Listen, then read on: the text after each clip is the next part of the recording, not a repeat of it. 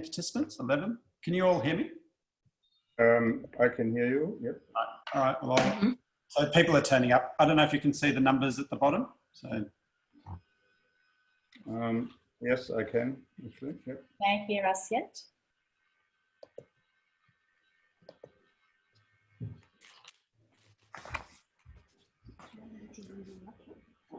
Log in on your laptop. You can probably watch here, couldn't you? Because then we have less of an internet issue. Is that right? Yeah, we have 2 internets now. So. We've got 2 internets. That's right. We got 3 internets actually. 4. Yeah. All right. I can log in now. Maybe log in through a phone. Yeah.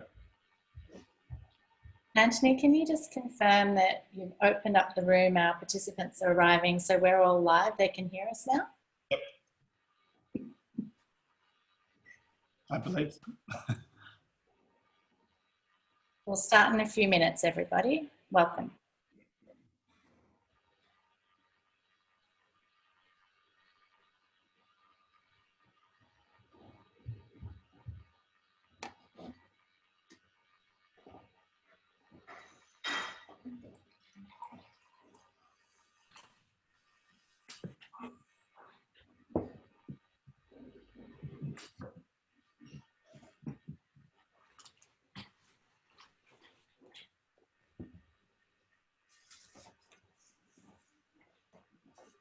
Yeah, so my daughter is attending as well. She's studying architecture, but I told her she's not allowed to use my internet connection. So,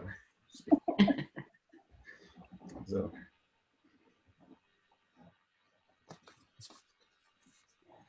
We've got 50 people arrived so far. We've got 150 who've signed up. So we'll hang around for a few more minutes waiting for the rest.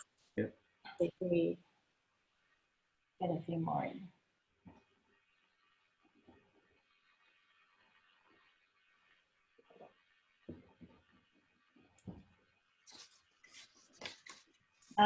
Just a technical question for our team here. Has someone pressed record, or will that happen once we get started? It is recording. It is recording already. Okay, excellent. Right now. And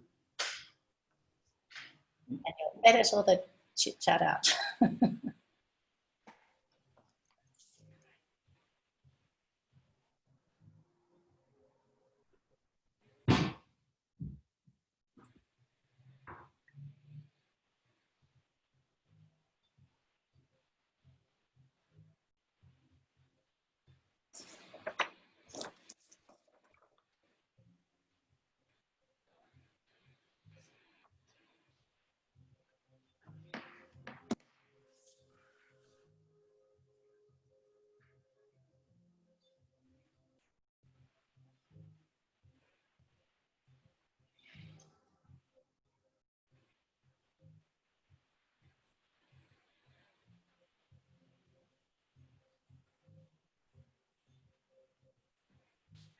I think we should make a start soon because we've got a lot to get through tonight and the session is being recorded, so excellent.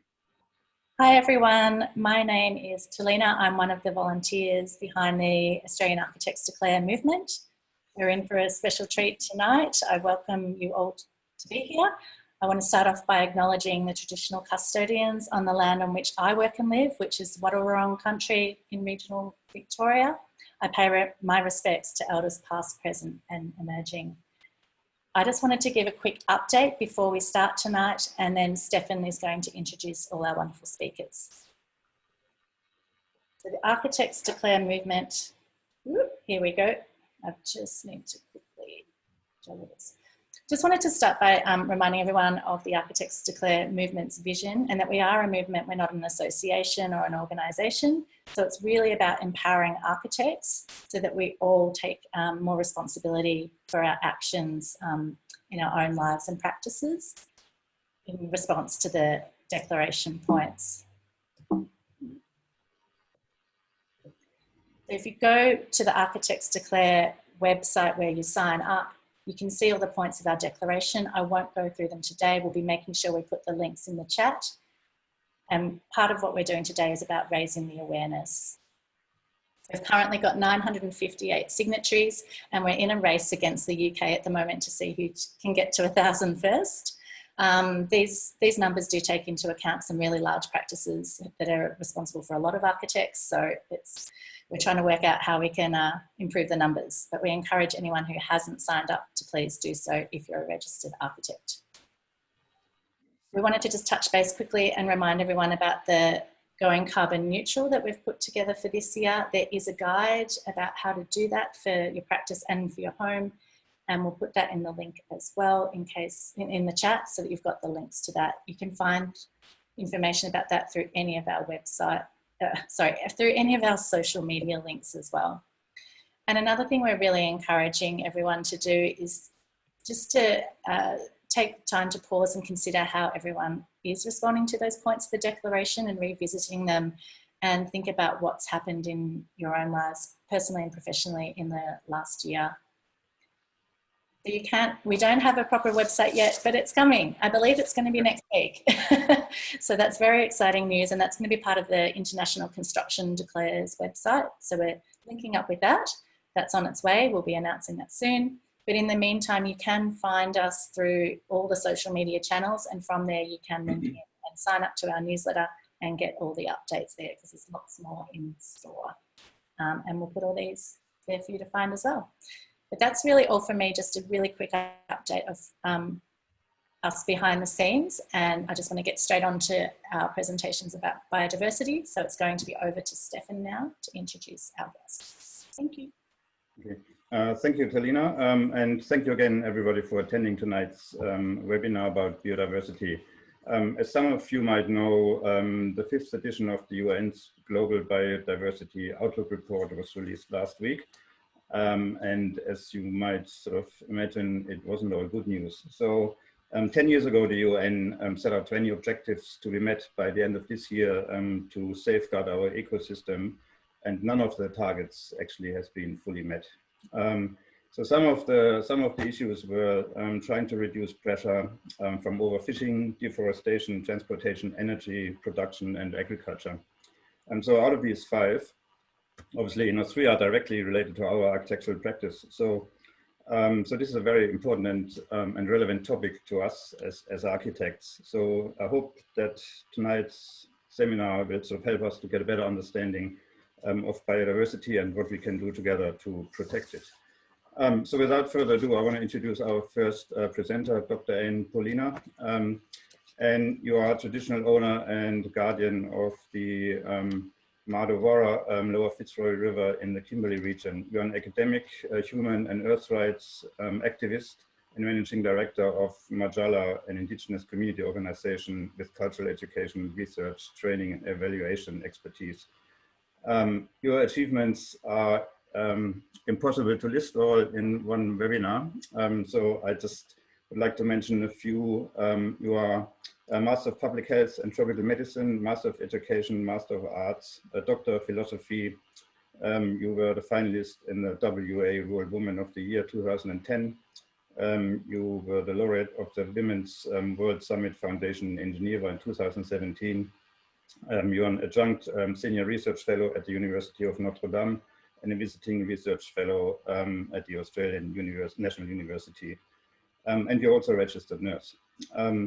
So, and I listened to some of your presentations and stories, and one of the things that sort of impressed me the most is your deep love for land and your appreciation of what you call first law, the Aboriginal people's customary law governing the, covering the rules for living in coexistence with nature. You put this sort of beautifully yesterday when we chatted. For you, there's no difference between global, national, or local. So we are all one, and this is something that is very important for us to point out and remember. So, and you got a lot to say, so I'll let you go ahead with your presentation, and I look forward to learning more about what you have to say. Thank you. Over to you, Anne.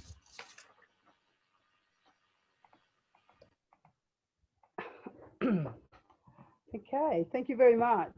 I think first of all to thank Claire Bolt for inviting me to be part of the conversation. So before I start, I want to acknowledge Mabubara, Ngajano Nilawalan Palina, Ngayo Imarawara Manan, ngayo manda jara nyigana ngayo nyigana nganga ngai nganga on Yarubur. So in my language, Nyigana, I was just acknowledging that I'm in Broome and that this is an opportunity to have a fantastic conversation and share some of the work that we are doing in the Kimberley. I'm very impressed with this declaration in regards to architects declaring this climate and biodiversity emergency, and I think it's a great opportunity to share, particularly because my experience has been with some amazing, very famous Australian architects who seem to be able to take nature into what they are transforming so that it becomes a beautiful place which people can live their lives and experience lots of wonderful things. So I guess this is quite timely in regards to inviting a traditional owner such as myself to bring this conversation into this space, because what we are saying is that in a time of this global emergency where climate change is quickly spiraling into climate chaos, what we are needing to do is bring in collective wisdom in terms of being able to, one, right-size the planet, but to look at the complexity of what we are dealing with.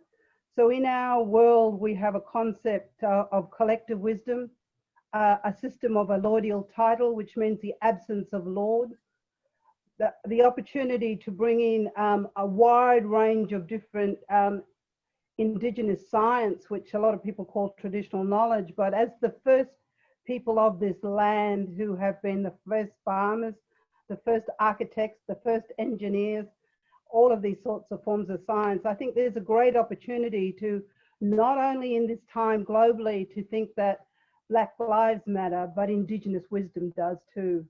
And one of the things that we want to share, particularly in terms of this conversation with architects, is to consider how do we engage and build form and beauty and space, not just structurally, but systemically, community, individually, and as a collective.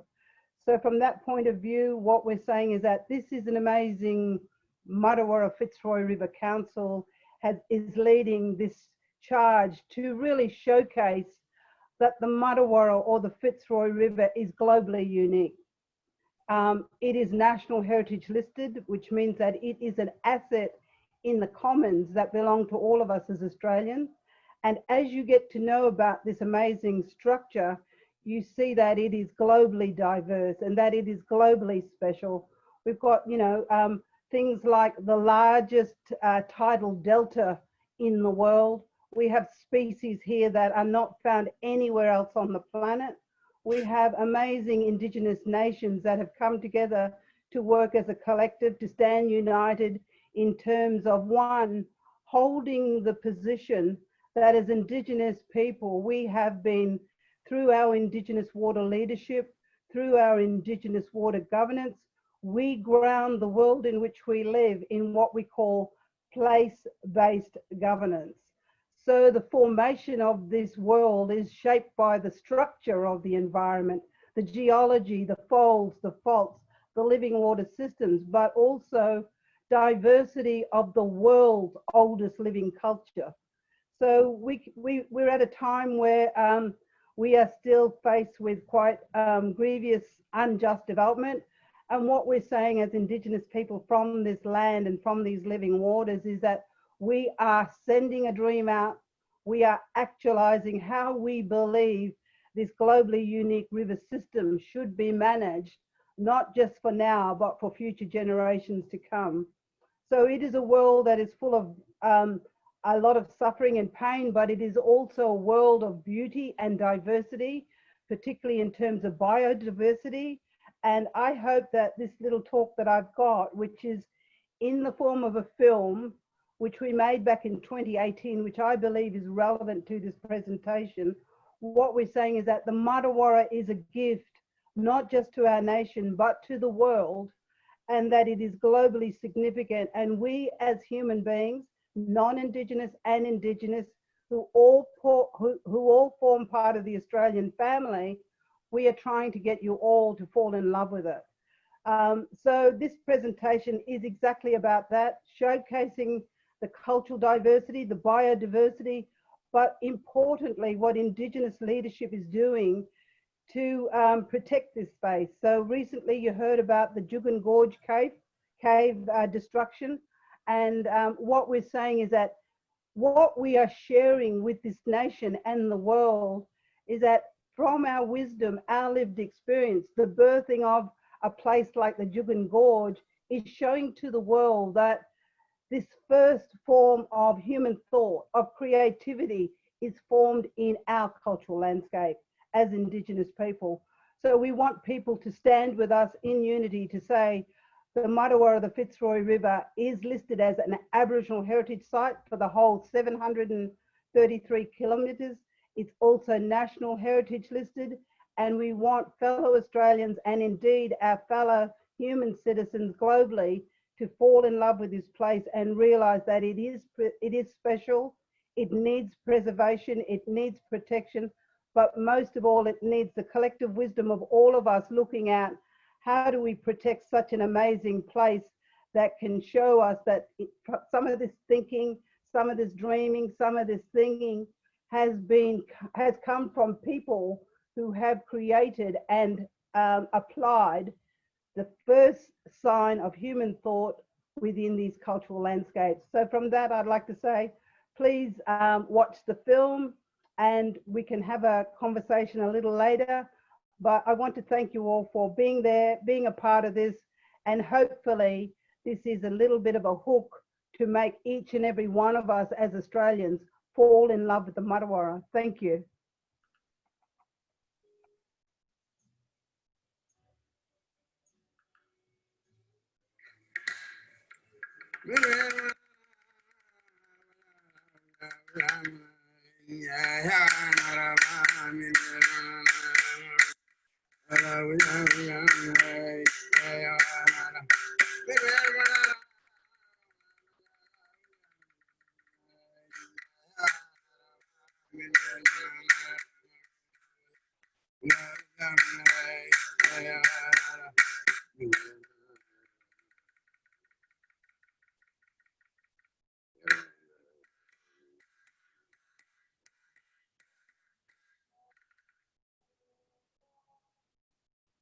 In the absence of pitch black darkness, Cherumbil approaches me like a hungry dog stalking his prey. But in a shimmer of light, Yangora stood between us, between me and Cherumbil. He tells his brother Cherumbil to be still, and by doing so, they bow down the head in recognition, giving me a pass to walk in the waters of Gurvanjan. So when I see a floating lily on Gurvanjan, it reminds me of the sun. When the sun rotates, the shadows go opposite, and it reminds me of my clan group, my Wangat, Walanguru, the people of that particular area. So along the Fitzroy River, there's many clan groups, Wangat group.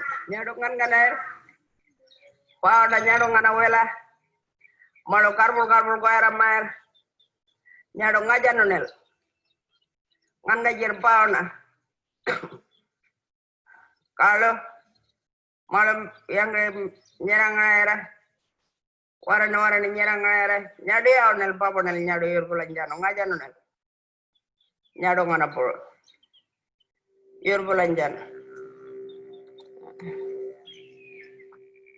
Well, Calvary came from western side of that land, somewhere around. Old people said, come from Milligiri somewhere around, follow the river along and turn back to Yaganara Billabong and then lie there for find a home and moving to deep water. I'm getting restless. He threw his boomerang from his belly. The boomerang went over into deep water, couldn't find one deep water and come back.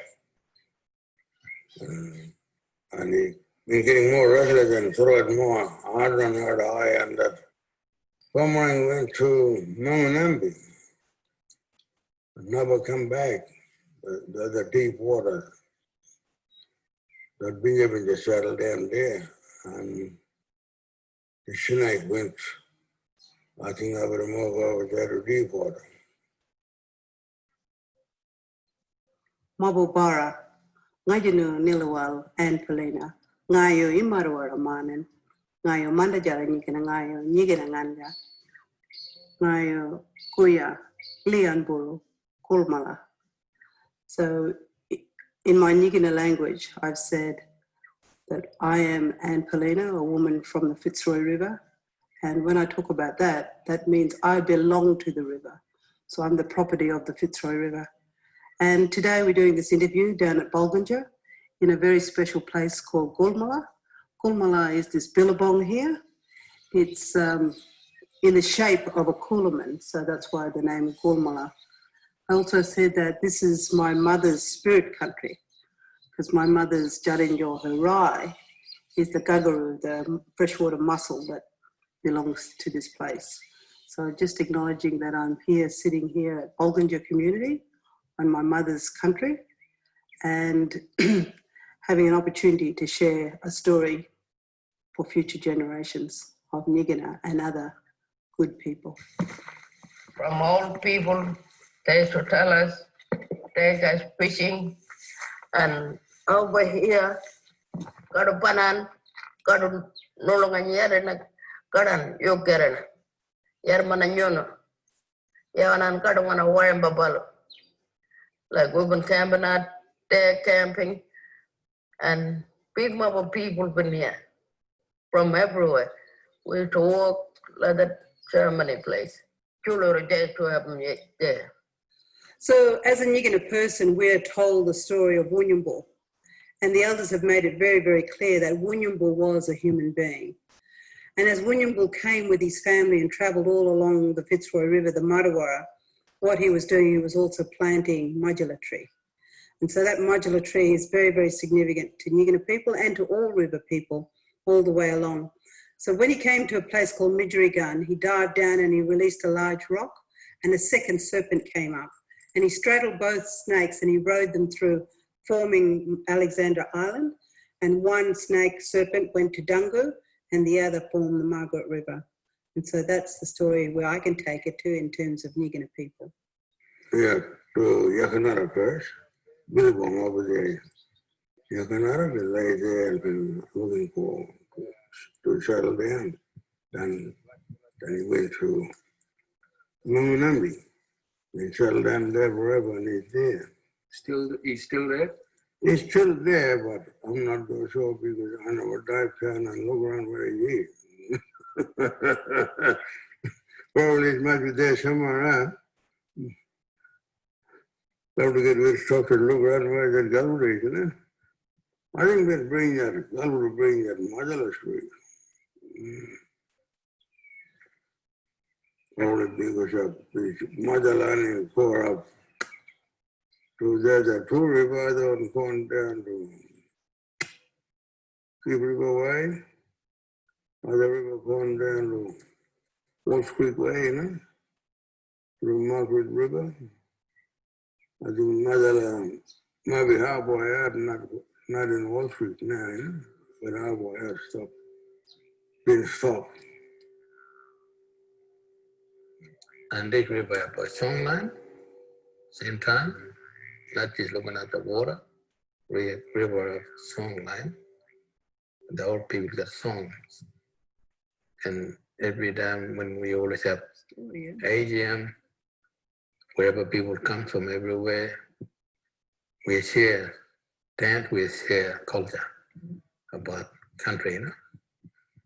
That's why we're trying to take this place up because, you know, the people, when, you know, had songline right through all this country, rivers and all this got name, you know, and keeping away from all people. Even this one now, we got this name, Ganeri, that keeping from all people right back. The Ganeri name never changed. Muluja never changed, it's still there. Even my country, right up where I come from, you got Benbono, you got Kalmar, you got all that place, village for all that place. That Majua goes right up to Lombardy, boy, village for boys, you got all the way, you know. been given to us from, from old people. We never changed that name. And my story even come Jori, Urung, and he got Tiro, like Anglo story, and he got significant code, Very people got strong culture on that river. Well, I was born beside the river. So to me, the river is very, very important. I grew up respecting the river and the special water holes areas and how you treat the river, especially when it's flooding. You need to look after it and care for it in such a way that it is part of who we are. At one stage, we were talking about damming the Fitzroy, and that's huge in itself. But now that they're looking at how can they channel the water off, if they are going to set up farming around here. Well, for a start, they got one farm starting there in Colville. And what they're looking at the river and what they're going to get water from. That's where, when they're saying that they're going to tap out the water, make it channeled in with a taking this, I don't know, meet that taking this kind of. Water is important to everybody, but it's also got all the cultural significance to it as well, especially all our dreaming, our big, what we say, our galbadu or galaru, which is the big, snake that's traveled from waterhole to waterhole.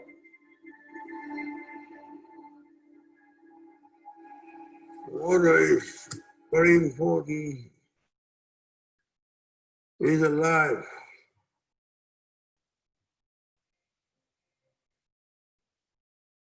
In October 2016, a tribunal for nature was held in Brisbane.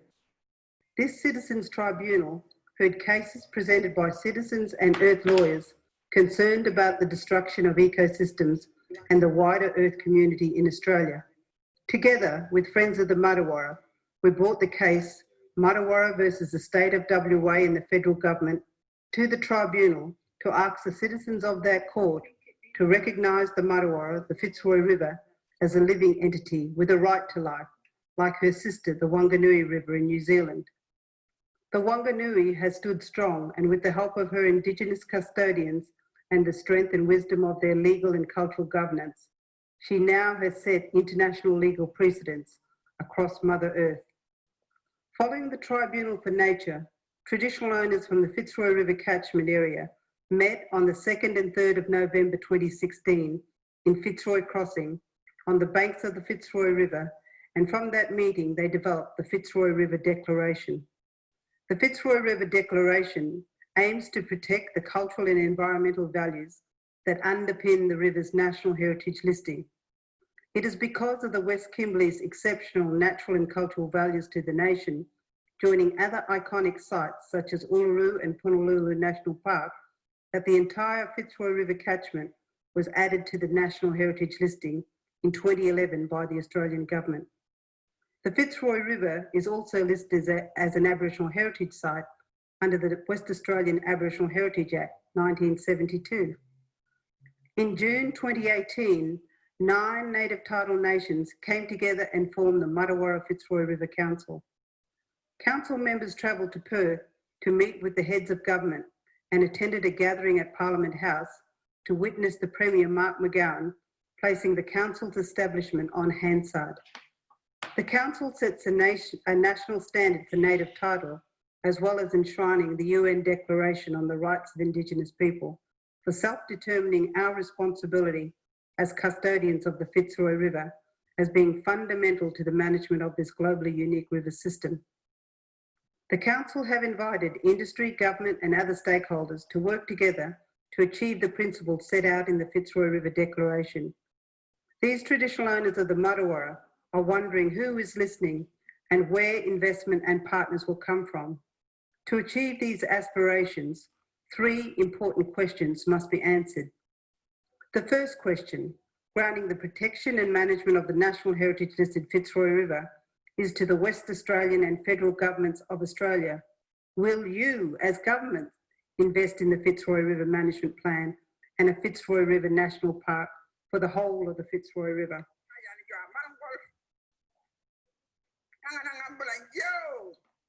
The second question, can we establish a conversation with decision makers whereby traditional owners are respected for their human right to self-determination and the management of the Matawara with Indigenous laws that predate Western law, based on Indigenous and Western science that respects the Matawara on which the traditional owners' lives depend? The final and third question is to the world and any potential investor.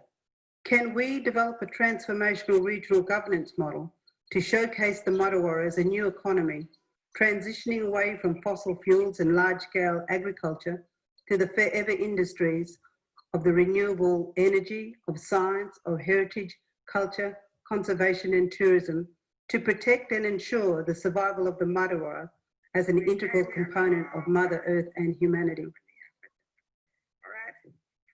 The Fitzroy River catchment is globally unique and worthy of responsible management. Worldwide climate change is spiralling into climate chaos, as many nation states demonstrates.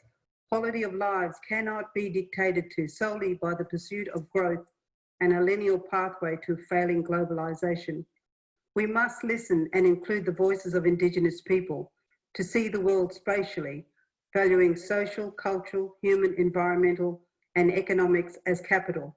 Surely in 2018, Aboriginal people living in the Fitzroy River catchment have the right to veto being poisoned and having their quality of life and land and living waters destroyed by extensive agricultural and industrial disease.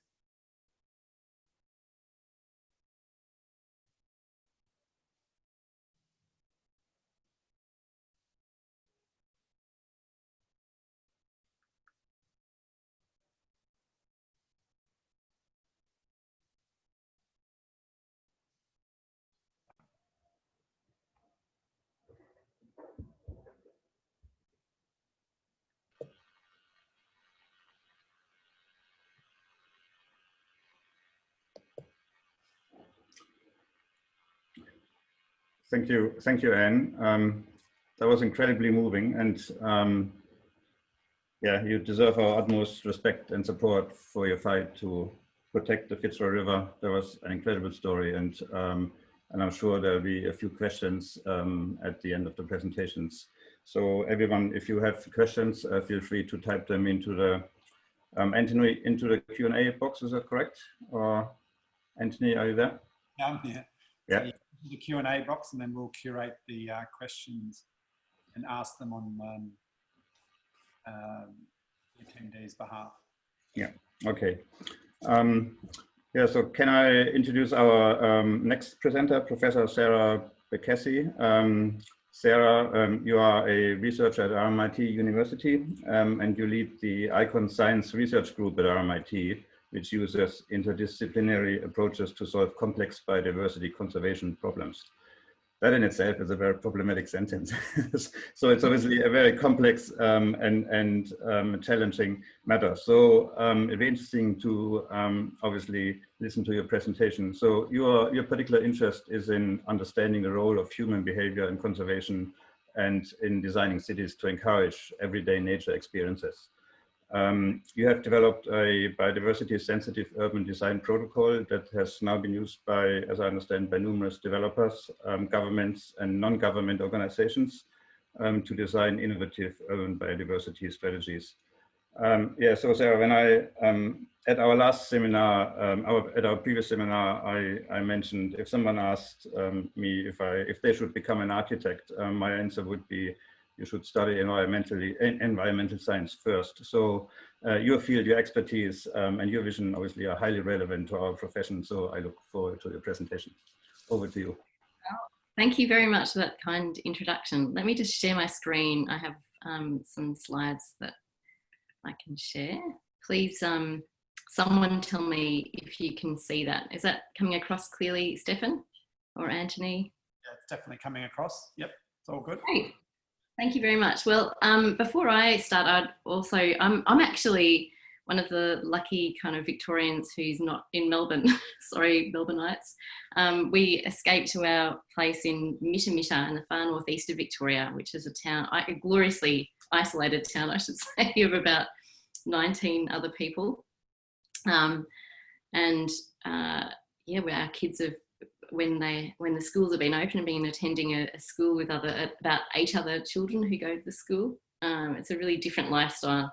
And out of our window is a beautiful hill called Nunganya, which unfortunately the Dadaroa language, which is the local language, is there's not much written record of the language itself, which is really sad and tragic. We've tried to find everything that we can, and we think that the meaning is actually it actually means pregnant woman. And if you look at this hill, you can actually see, I wish I could show you, but it's too dark now, her head and her pregnant stomach, her breast. And yeah, it's a beautiful thing, a beautiful image to look at every day. So I pay my deepest respects to the Yamithang people, the Dadaroa language group, who are the traditional owners of this area, and their elders past, present and future. I too have been really lucky in my life, actually, as Anne prior to me, to have interacted with some really wonderful architects in my career. And actually, to be honest, it's been kind of life-changing, career-changing. You know, I think there are some obvious challenges for architects to really think more deeply about how to integrate ecology into their practice. But equally, there are massive challenges to ecologists to think in a way that to prepare their science and present their science in a way that can be useful for architects and at the right scale, and actually respecting the fact that, you know, pristine ecosystems are not the only ecosystems that we need to preserve, and that actually, you know, in essence, I think architects have got a really super special role in creating places where everyone can have, you know, not necessarily the pristine beauty of the Fitzroy River in their backyard, but something that they can feel as passionately about and as connected to, and can have their own sort of sense of connection to country. And that's really fundamentally about designing places. And actually, yeah, respecting and embedding ecology in a really profound way. So that's really what I want to talk about today. I would also, as Anne prior to me said, would like to acknowledge that you guys are doing a terrific job in setting up this Architects Declare kind of agenda. And so congratulations to all of you who have initiated this and got it going. And I think you're going to find that there'll be support from all sorts of places in trying to help you on this journey. Yes, so look, I thought I'd actually just start with a super quick kind of anecdote to highlight, I think, the transition that has happened in the last, I reckon it's just been a decade, to be honest, where we've gone from the idea of nature in the city. Nature as being part of the urban fabric has been quite a kind of niche concept, something that neither kind of architects nor ecologists were particularly focused on, to being something that's actually become a really mainstream consideration. This is something that happened a few weeks ago. I was part of a group of 30 experts who met to talk about an augmented reality project that's going to be produced as part of this big weather documentary series. And we were challenged to think about what a truly resilient city would look like. What are the features of it that would be able to thrive in the face of future challenges? I mean, obviously COVID has become one of the major aspects to resilience that is on all of our minds now. But, you know, we know that climate change is bringing or has brought all sorts of other challenges to cities that are now really mainstream considerations for urban planners: floods, droughts, heat waves, cyclones, sea level rise, etc. And then you know, I mean, gosh, maybe some of us, particularly Melbourneites, will look at this image and actually dream about being in a scene like this again someday. But certainly, you know, typically being shoulder to shoulder with so many people in such confined places is actually a source of a great deal of mental anxiety for many, many people. But, you know, likewise, social isolation, as we're all kind of feeling quite keenly at the moment, is generating huge amounts of anxiety and stress. So how do we design and create cities that can be resilient in this kind of environment, in this kind of setting. And so I think these organisers had invited fire chiefs and engineers and planners and the like, architects and a couple of people like me. And I feel like they were probably anticipating technological solutions, you know, how we're going to design the smart city of the future to cope with this or what have you. But the really interesting thing, I think, was that we spent so much of the conversation talking about nature-based solutions, urban forests and green roofs to cool the city down dramatically, and having mangroves and wetlands to buffer storm surge, for example. We talked a lot about, Indigenous fire practices being a really useful tool that we should be using much more in our cities, rather than being scared of fire, actually embracing it as a natural part of the landscape and designing with, you know, either fire-resistant vegetation or vegetation plans strategically, so that we actually keep, you know, can still keep infrastructure safe, but still have vegetation in the city. And I think, really interestingly, a big part of the conversation was about this idea of everyday nature and how we can use it to create community resilience. And this has become so apparent, I think, in COVID lockdown, if you're unfortunate enough to be in a place in Australia where this is happening. There are people who have access to nature and there are people who don't have access to nature. And it's become a very apparent environmental equity issue that has received a fair bit of kind of media attention, I think. And I think will continue to be an issue. So there's a challenge for city planners and designers and architects.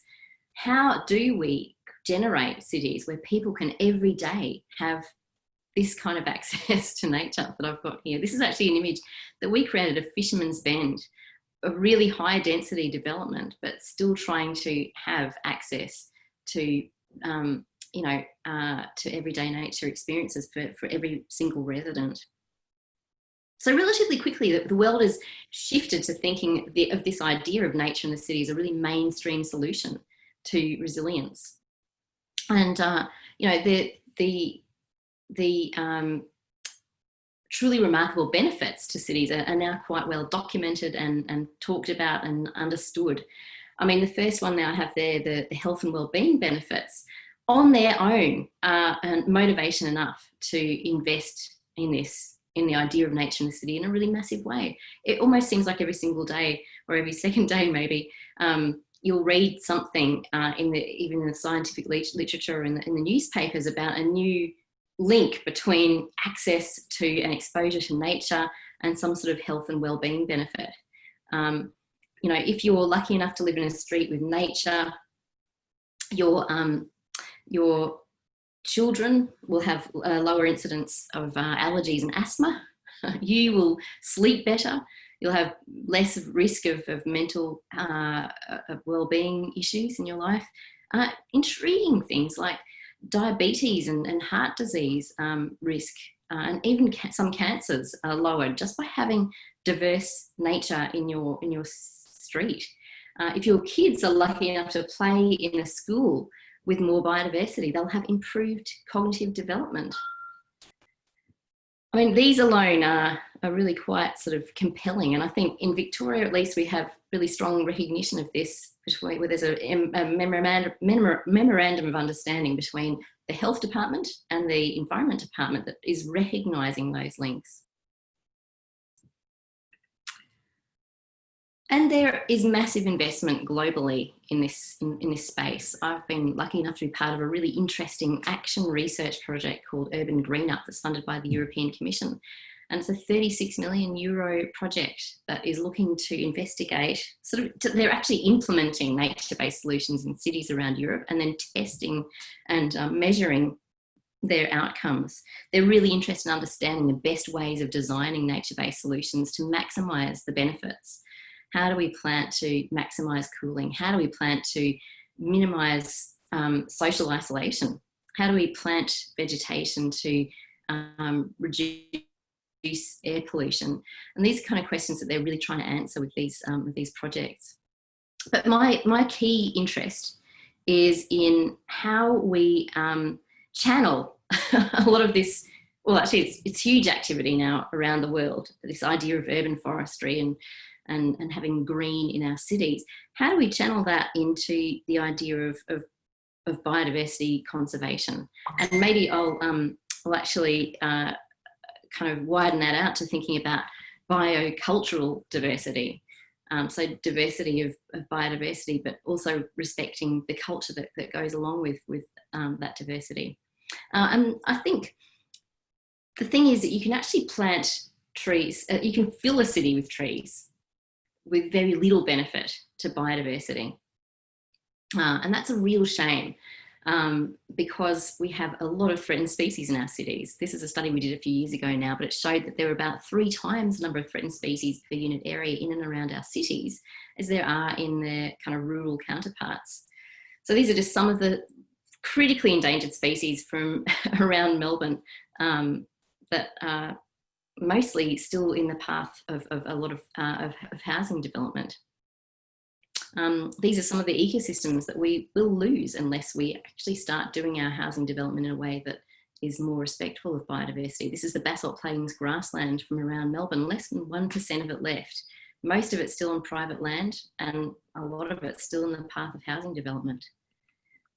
Cumberland Plains from around Sydney, again, one of Australia's most critically endangered ecosystems, and almost all of it in the path of housing development. We're planning to clear at least 9,000 hectares more of this under the agreed strategic assessment that was just undertaken for this ecosystem type.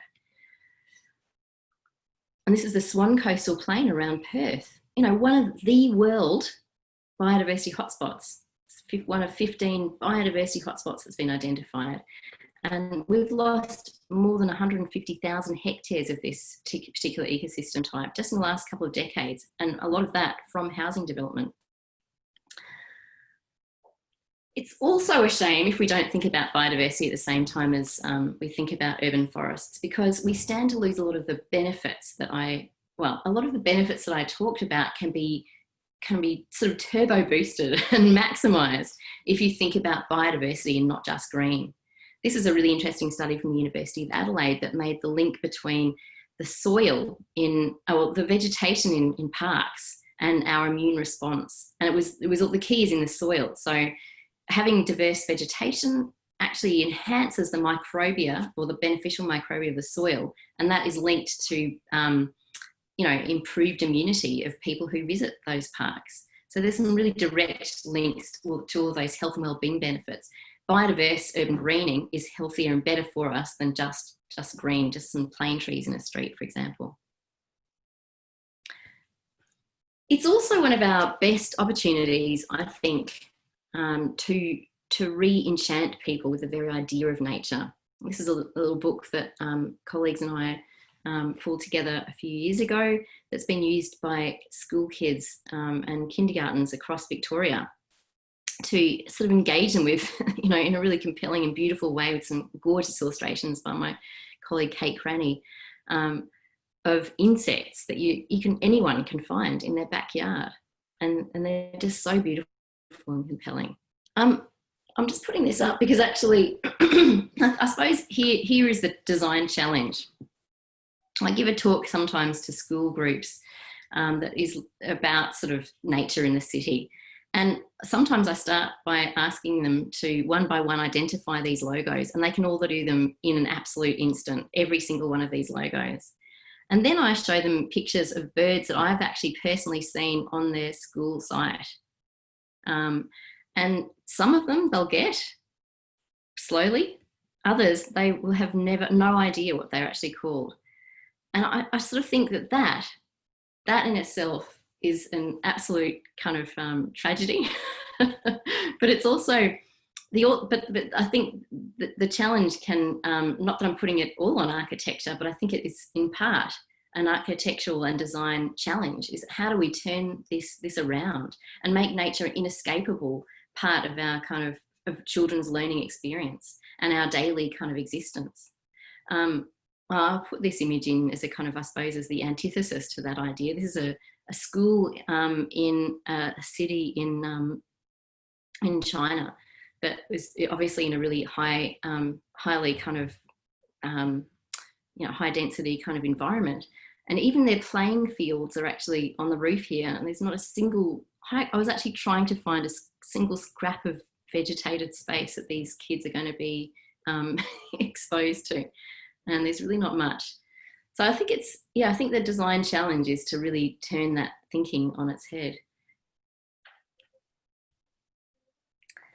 There's another advantage to having biocultural diversity in the city, not just green, and that is to do with what Anne was speaking about before, that whole concept of the sense of place and the uniqueness that we can create in cities through embracing nature in the urban fabric and celebrating it. We, a couple of years ago, worked with the City of Melbourne to try and help them identify species that they could bring back to the city and celebrate in their streetscapes. And they were really keen to have species that had strong cultural stories, and to tell cultural stories through the vegetation that we plant in our streetscapes. This is the murnong, the yam daisy, a really important food source for Melbourne people. And this is the common brown butterfly that once used to emerge at the start of one of the 7 Wurundjeri seasons. A really, you know, beautiful and compelling event that we can bring back to the city, and through planting the right vegetation and creating the right spaces, we can celebrate again the return of this butterfly and connect people to the 7 Wurundjeri seasons in that way. This is a project that we've been involved in with schools in Victoria, which is I'm really proud of. Working with traditional owners of this particular school in Carlton to identify a totem species for the school. And introducing children to the idea of creating habitat and teaching about ecology in that sort of way, creating habitat for that totem species, creating those spaces where cognitive development is going to be, you know, improved through that diversity in the schoolyard, teaching the culture of that totem, and through that building respect for culture more generally. And I think really critically, bringing the spiritual dimension to conservation back into the picture. You know, actually, if you look after this species, it's going to look after you. And that's something that kids really get, and they're going to hold with them for the rest of their lives. So this image is really, I suppose, bringing us back to reality, which is to say that this image that I'm painting of nature thriving in the city, of biocultural diversity being a kind of core aspect of the urban fabric, is not going to happen by accident. And we're up against some big challenges. This sign, sadly, is a real kind of billboard from the fringes of Melbourne. And it probably represents the worst of, of design and planning and development that you can possibly imagine. This is actually an endangered grassland this sign is built upon here. So we actually need to challenge this thinking with intentional strategies to bring back and allow nature to thrive in the places that we're designing and planning for. And we need to really think about the ecological science and the cultural kind of significance of the practices that we're undertaking. These are just some other images of the kind of classic ways that we develop our cities at the moment. And these are probably almost certainly not architecturally designed, so no offense to any architects in the audience at all. But I mean, can you picture, this is in Reservoir, I think. This is an endangered grassland on the other side of the street here. And, you know, pretty much no vegetation in this entire garden here. I mean, if you were trying to design a house that would engage someone with nature in the least possible way that you could, this would probably be it. Or maybe there'd be synthetic turf here instead of grass, but, you know, across the road here is a barbed wire fence and then this beautiful, critically endangered grassland. There's no cues to care. You're just creating instantly a kind of sense that that's the other, and it's not something that is part of your existence, a part of your life. You'll drive your car in here. You probably don't have any time to actually engage with nature anyway. So yeah, not a place where everyday nature is going to be an easy way to.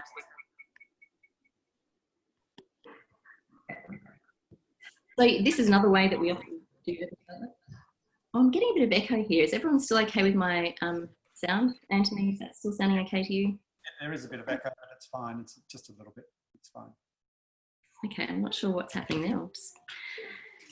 Obviously, high-rise, really hard again to create spaces where people can have everyday nature experiences. So urban form is really critical. This is my least favourite. This is the knockdown rebuilds in the middle ring, where you lose a lot of urban biodiversity, but not a lot of gain in terms of even, you know, number of people you're fitting into a suburb. So yeah, we need to challenge all of that. And I think we need to firstly really reframe the way that we think about nature in the whole design planning process. We're stuck, unfortunately, in this kind of paradigm of offsetting, where we see biodiversity as being a problem. It's actually called the constraint layer often. You know, we want to, we'll have to clear the vegetation. It's going to be a problem, and it's okay, we can offset it because, you know, there's this planning mechanism. And that is not a good solution in an urban context, either for nature, because we know that the nature will be, the places that are kind of chosen to offset into are usually far away from the city, where they're cheaper and easier to kind of to purchase. And it's not great for people, because that means that we're basically taking the natural heritage away from where people are living and playing and working, and we're taking it outside the city boundaries. So it's not a good solution for people or for nature. It's certainly, I mean, actually I put this image in because I think it just highlights how offsetting kind of also just misses the point on the place-based nature of biodiversity, biocultural diversity, if you like. This is an awful image, actually, of a tree that will be cut down, I think, almost certainly for the Western Freeway expansion. These are birthing trees that women have given birth in and around for, you know, 800 years. And their solution, the planning solution, is to offset them. And I think, to me, that is the essence of the problem of offsetting. And this is the problem sort of probably with all types of offsetting solutions. I personally think that offsetting is encapsulated by this satirical website called Cheat Neutral, where you can actually cheat on your partner. It's okay because you can pay these guys up here to not cheat on their partners, and therefore the net happiness in the world will be about even. And so, you know, don't stress about it. Yeah. Anyway, I'll get off my offsetting rant, but basically offsetting out, we think we need onsets. We need places we need urban design that enhances on-site biodiversity by improving the likelihood that native species and ecosystems are going to persist and be enhanced in the urban landscape itself. We need really intentional strategies, and this idea of biodiversity sensitive urban design is something that we've been working on and trying to sort of to get purchase with in the industry for some time now. And it's a series of really pretty obvious steps probably, but let me just quickly take you through them and give it a little taster. So we need to know what's on your site, and that could be what are the critically endangered species and things that are listed under the legislation that you need to protect. Or it could be more visionary. You know, what used to occur on your site? What could you have the potential to bring back? What are the kind of what's the regenerative potential of your site? And through that process, you might start to be able to identify objectives. It's really quite rare, isn't it, that projects actually have very explicit biodiversity objectives. What species and ecosystems are you going to protect and bring back? And you might want to start thinking about things that have conservation value, but also things that are going to be ecologically feasible to undertake. Perhaps things that are socially acceptable. Certainly cultural significance could be a key part of this. And maybe species that have some sort of economic utility or ecosystem service. Sometimes when we're working with developers, we have to think really broadly about how we identify and come up with objectives, because not all, in fact, very few people in the planning design area have got really strong ecological training. And so sometimes we come back to thinking about how a place is going to look and feel and sound and smell if you've been successful in bringing nature back to your site or in delivering your biodiversity objectives. And we did this for Fisherman's Bend, where we actually got these engineers and it was a very diverse group of stakeholders actually, to come up with some objectives that would be, yes, Fisherman's Bend has been successful in kind of delivering good nature outcomes and being a thriving place where you'd want to live, a place that honours Indigenous culture, a place known for its diverse ecosystems, a place for the senses, a place of shifting waters, a place that's comfortable and beautiful in any weather. These are things that every person can get. And then we can, as the ecological experts, link that to really tangible species or ecosystems that you could, if you worked on delivering habitat for those things in your urban fabric, then you'd actually deliver on these objectives. Once you've got your objectives, you design for your chosen species. And we say there are 3 things you have to consider: resources, threats, and connectivity. So when it comes to resources, it might be that you have, we are very unadventurous with the vegetation that we have in our streetscapes. We very rarely have even structural diversity. That means we often just have a single tree rather than having a tree, a mid-story and understory, let alone species diversity. And if you just put a little bit of extra species and structural diversity into your streetscape plantings, it would instantly provide for biodiversity in a really profound way. But it might also be that you can use habitat analogues. So you see your buildings themselves as being places where biodiversity can thrive. This is an image of a roof, a cavity of a building in Jerusalem that was designed specifically for birds to nest in. Or this was an image that a fantastic architect from Brisbane, Sarah Hurley, found when she was studying with us. And this is actually a brick where birds can nest on one side and people can observe them nesting from inside the building. A really beautiful way of that, kind of creating that everyday nature experience. When it comes to threats, you want to think about both the building itself and the products that you're using in your building, but also the kind of threats that the urban fabric itself can pose to nature. I mean, cities, generally speaking, are very hostile places for biodiversity, but most of the time we can actually think of really creative design solutions to get around that. So this is bird-friendly glass, glass that's tilted on an angle downwards so that birds see the ground rather than the sky and don't fly into it.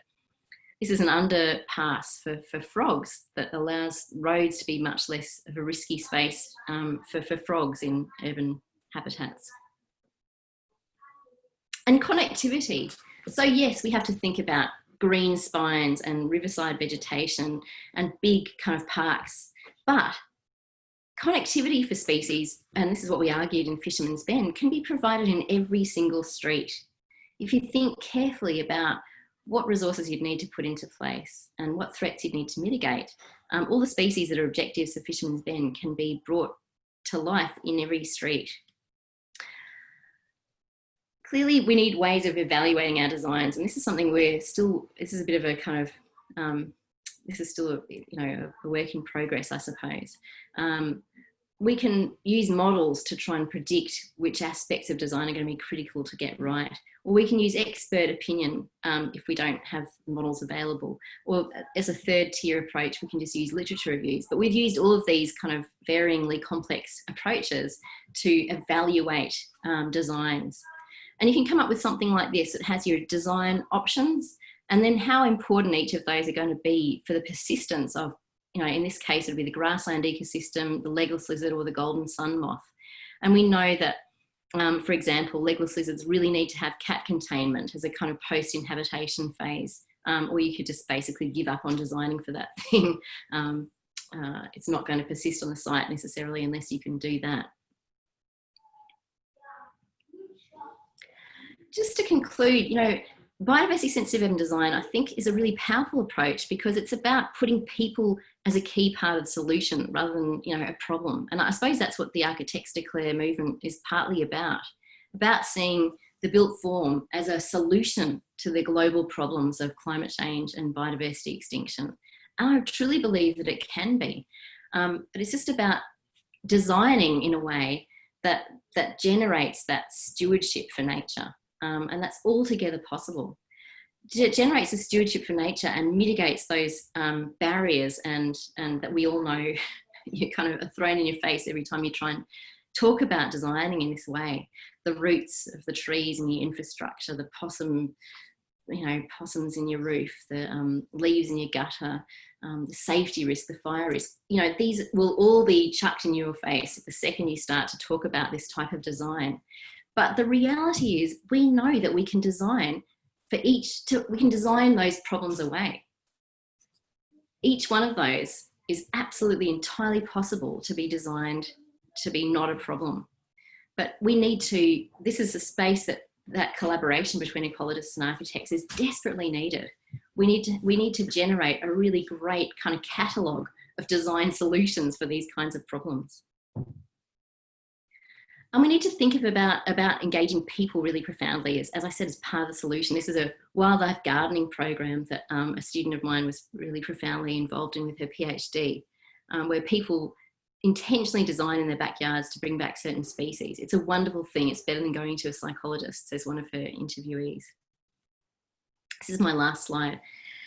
In summary, I feel like what we need to do here is see the urban fabric as a place where we can regenerate things. We can design, seeing small places and big, seeing roundabouts as opportunities, seeing rooftops and green walls and courtyards and streetscapes. Every single tree that you see could have an understory or midstory attached to it. And in this way, we could truly bring nature back into the city in a much more profound way than we see today. And I think that the future resilience of our cities might critically depend on this new conceptualisation of the urban fabric as a place where biodiversity can thrive. It's a massive opportunity for nature, but I think it's also a massive opportunity for the architectural discipline. And there are many ways that we need to innovate to get to this vision. But I'm sure there's going to be plenty of people listening who are going to have interest in being part of that journey. Thank you very much. Thank you very much, Sarah. There was a very good follow-on from Anne's presentation, and it was depressing and encouraging at the same time.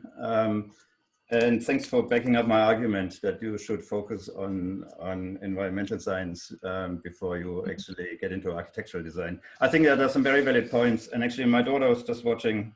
She's studying architecture, and she made a good point. For example, they're doing something on heritage, and they're focusing on colonial heritage. And she questioned, well, where's the indigenous heritage that we should focus on?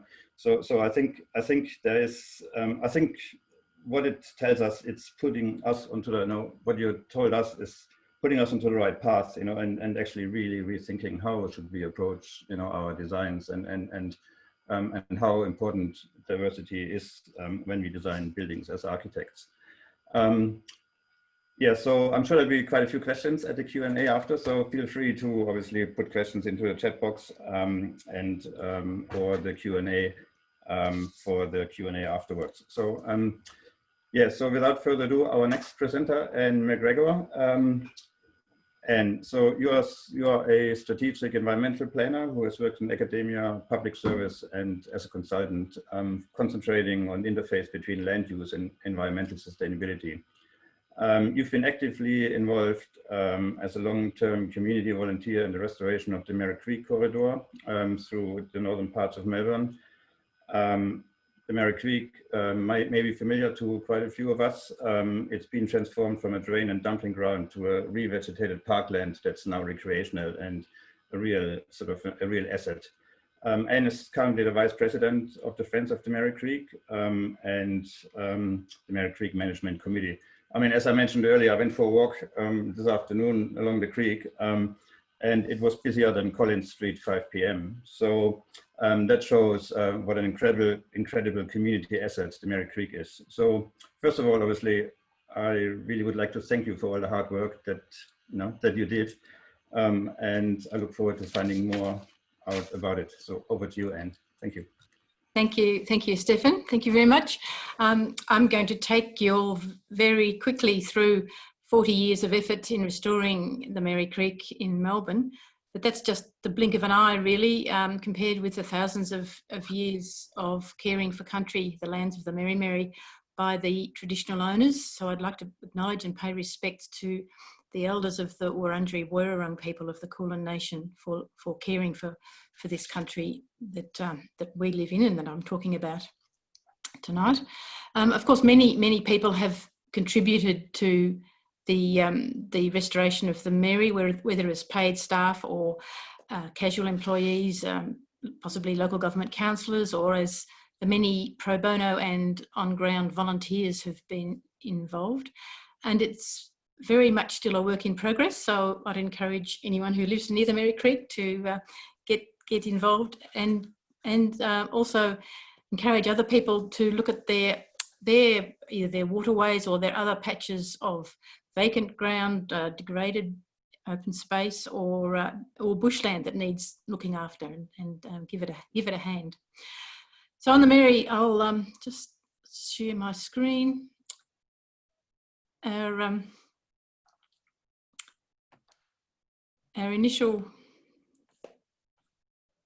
initial focus was on the degraded inner suburban creek corridor.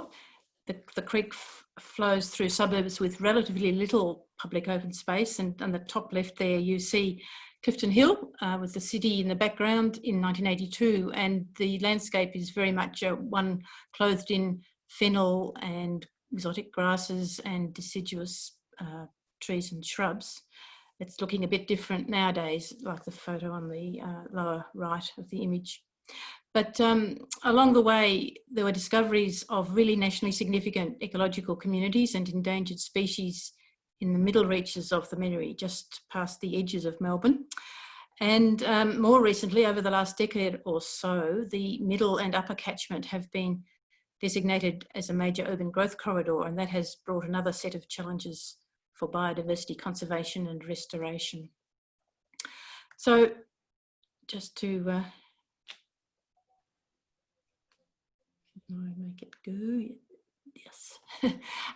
Set in context, the Mary Creek rises in the Great Dividing Range north of Melbourne, flows more or less southwards through the northern suburbs and joins the Yarra at Abbotsford, the Yarra River.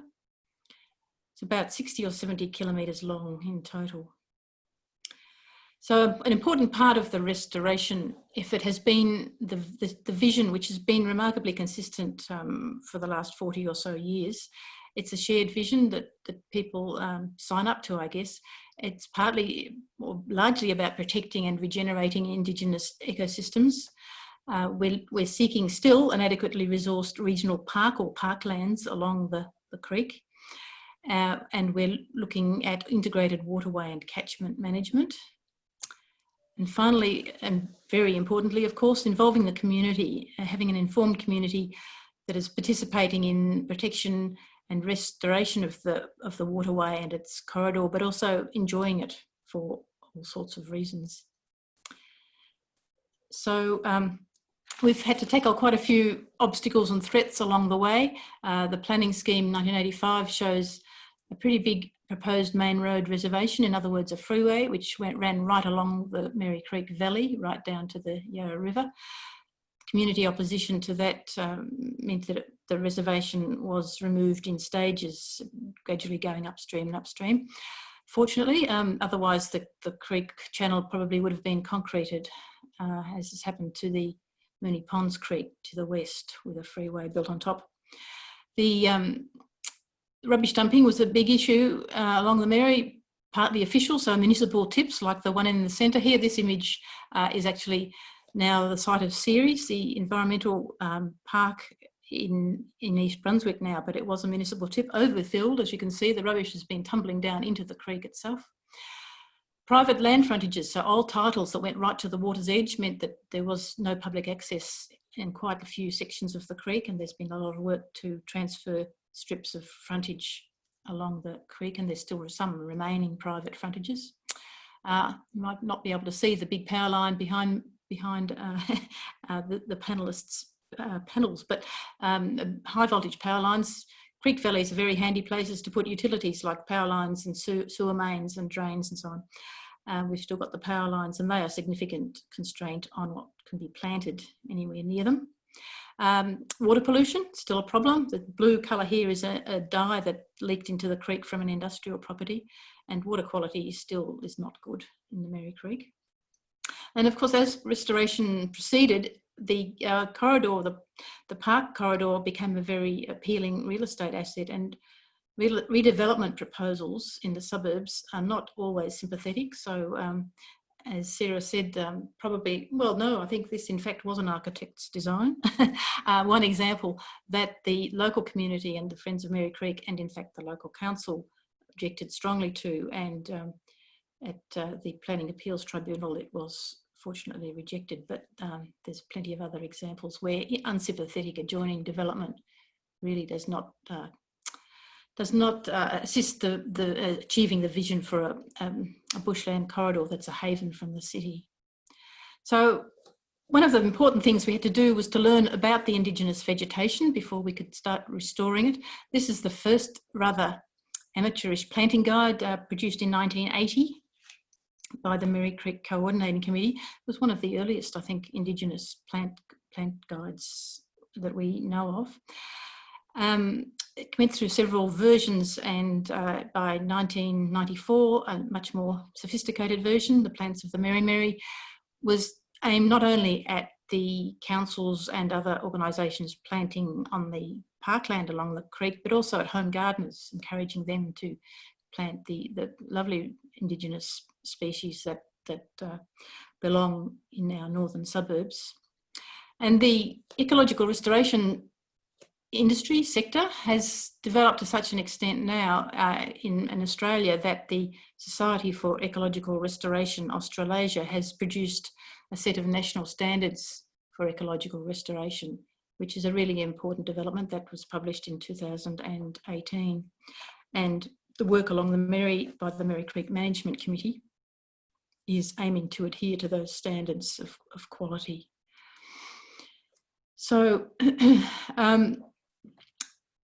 one of the other important aspects, apart from learning about the vegetation, here's some examples of the vegetation, beautiful things, flowers, shrubs and trees, blue devils, allocasuarinas, silver banksia, blue pincushions, and of course beautiful, the river red gums.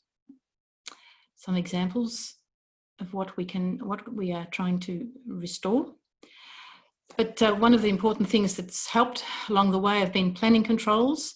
The green along the creek corridor here, along not only the public land, but also the adjoining private allotment on each side of the creek, has an environmental significance overlay in planning schemes. And there's an accompanying development guidelines document for works of development within that overlay area that's a reference document in planning schemes. But that was introduced in 2004. But as I mentioned, the pressures for redevelopment and the attractiveness of a view across the Mary corridor nowadays has meant that these are insufficient, and we're having to go to planning appeals or planning panels for planning scheme amendments and fight quite a lot of applications which really are inappropriate. And we're currently looking to have strengthened planning controls, ideally including mandatory height and setback controls, which have been introduced along the Yarra River. So we think we need them on our Mary Creek as well. Just a few before and after photos to show you the changes that have happened. This one in East Brunswick, it was a quarry, basalt quarry, which became a tip. In fact, Whelan the Wrecker, who demolished a lot of our old buildings in the city of Melbourne, dumped the remains in this quarry hole. The property went right to the creek. The creek's over on the left of the image. This was in about 1984, this photo. So the property extended right to the water's edge, no public access. The council bought this section of the property and turned it into a park with extensive revegetation along the creek valley, and it's now very popular parkland. A bit further upstream, still in East Brunswick though, this is actually a stage 2, so the property title went right to the creek on the right of the image. By this time the fence had been moved back, so there's an informal track along the creek. Before that there was a fence right across, a barrier to movement. And the Russian Orthodox Church bought this block of land and has built a beautiful church there, and transferred, on request, transferred the creek frontage to the local council. And that's the current view of that landscape with the gold-plated cupolas on the church in the background. Wetlands are a very important part of our aquatic ecosystems, and this one is a constructed wetland which is designed for runoff detention to reduce flooding downstream. The creek, the Mary Creek, is in the background here. This is when it's just been constructed, looking very raw, but extensive revegetation around the wetland means that it's now looking like this, and we've even got some natural regeneration of the red gums, as you can see, happening in the wetland. And the Friends of Mary Creek look after a patch on the edge of the wetland. They have often working bees weeding and extending the planting. Weeding and continuing maintenance is the key part of all this. We're really doing urban Indigenous horticulture. The invasive plants just are ever present, and they're always trying to get back and get dominance over the Indigenous species. So it's a matter of continuing management. And in many cases, it's paid staff that are needed to do the work. The volunteers can do a little bit, but it's an obligation that needs paid people to be doing it all the time.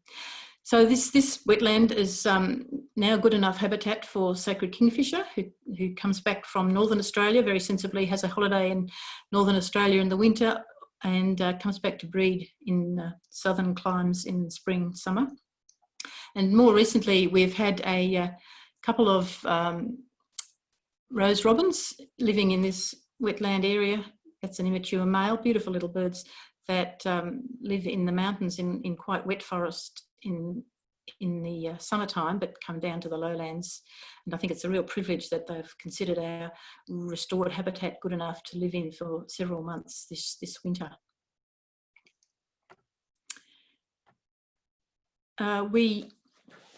We are learning from the traditional custodians, the Wurundjeri people, about how to look after the country. And on the left here we have Auntie Alice, who's lifting up a chocolate lily. The tubers were a food plant for the Wurundjeri people. And on the right, Uncle Dave Wandon is supervising a cool cultural burn in grassland in the suburbs in Fawkner. The people in the orange shirts are Mary Creek Management Committee Ecological Restoration team members, but they often work with the NARAP team, which is the Wurundjeri Land Management team, and enjoy a lot of exchanging learnings and lessons on conservation land management.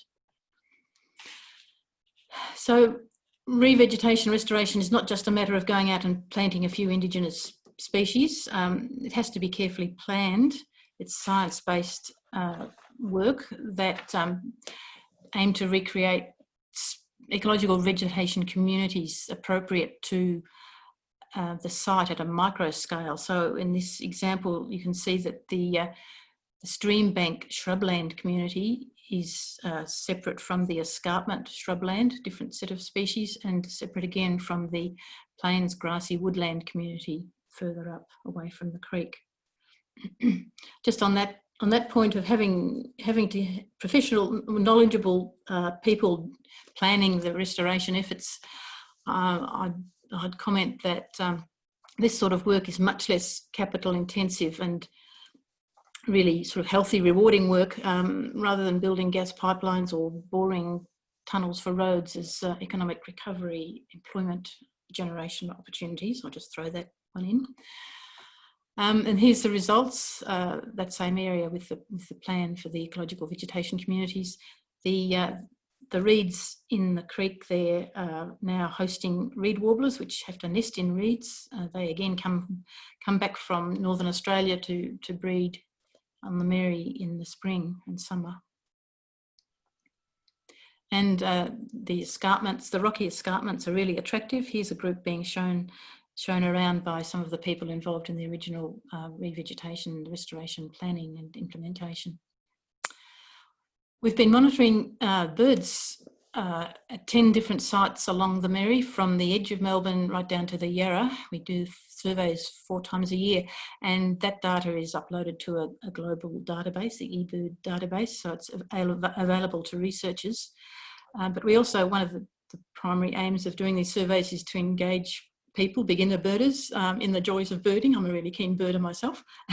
And I really like to get other people involved and learn a few of the birds that live around them. As Sarah said, most people are woefully ignorant of the birds, but once your eyes are opened and you become aware of what's there, it's a real delight to keep looking out for what might turn up. And we get in East Brunswick about 30 species on an average survey. A total of 145 species have been recorded across our 10 survey sites since 2008 when we started. So it's quite a good validation of the restoration work. I think it's definitely increased the diversity of species and the numbers of native birds living along the creek. So onto the, also of course the social benefits are fairly obvious. Educational benefits, there's a school group there learning about the waterway and water quality issues and aquatic biota. It's a site for community festivals, and it's a great place for mums and bubs and families to get together when they're allowed to and enjoy the bushland, and bush kinders and nature play groups are becoming really popular. Another thing particularly for your group and concerned about climate change, the water and vegetated wooded areas are much cooler and have a cooling effect on the surrounding urban areas. And the Merri Creek here on the edge of the city of Moreland is running down the edge into Moreland here. You can see a pale line, which is the creek itself, and some bluer blobs. There's a lake there, so even cooler. And then the creek continues along the boundary. So it's appreciably cooler in temperature, as you can see, 42 degrees or 44 degrees instead of the 52 degrees Celsius in the dark red parts, which are industrial or commercial areas.